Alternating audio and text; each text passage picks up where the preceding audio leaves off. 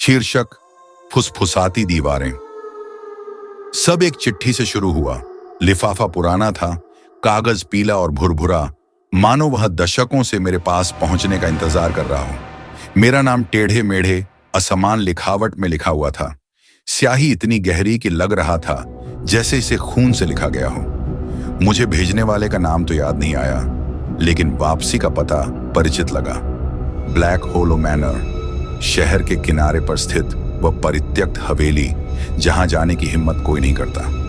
मुझे यह चिट्ठी नहीं खोलनी चाहिए थी, लेकिन जिज्ञासा हमेशा से मेरी कमजोरी रही है। चिट्ठी छोटी थी, बस एक वाक्य, तुम अंतिम उत्तराधिकारी हो, घर वापस आओ।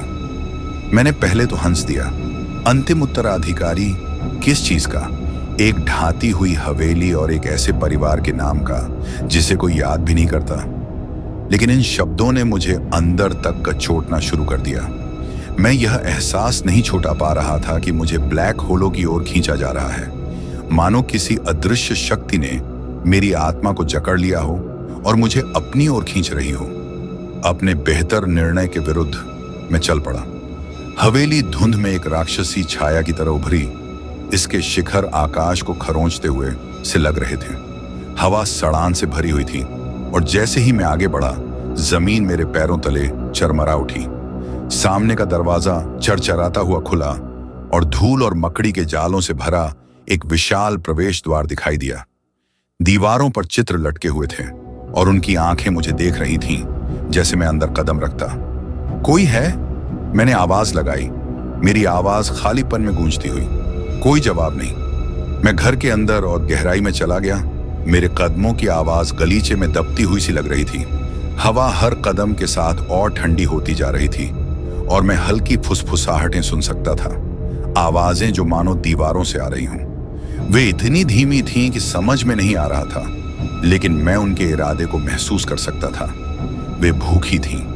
मैंने एक लंबे अंधेरे गलियारे के अंत में अध्ययन कक्ष पाया। दरवाजा खुला हुआ था और अंदर से हल्की रोशनी टिमटिमा रही थी। अंदर एक मेज पर एक मोमबत्ती जल रही थी, जिसकी लौ लंबी नाचती हुई छायाएं बना रही थी। मेज पर एक डायरी पड़ी हुई थी, जिसके पन्नों पर वही टेढ़ी मेढ़ी लिखावट थी जो चिट्ठी में थी। मैंने इसे पलटना शुरू किया। मेरा दिल धड़क रहा था जैसे मैं पढ़ता गया। प्रविष्टियों में अनुष्ठानों, बलिदानों और एक ऐसे परिवार की बात की गई थी जो किसी प्राचीन और दुष्ट शक्ति से बंधा हुआ था। आखिरी प्रविष्टि उस रात की थी जब हवेली को छोड़ दिया गया था। यह हो गया, समझौता पूरा हो गया। दीवारें तब तक भूखी रहेंगी जब तक अंतिम उत्तराधिकारी वापस नहीं आ जाता। केवल तभी इसे भोजन मिलेगा। फुसफुसाहटें तेज हो गईं और जोरदार। मैंने डायरी को गिरा दिया और पीछे हटने लगा, लेकिन दरवाजा मेरे पीछे जोर से बंद हो गया। मोमबत्ती टिमटिमाई और बुझ गई।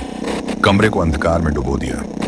मैंने अपना फोन ढूंढने की कोशिश की, लेकिन स्क्रीन चालू नहीं हुई।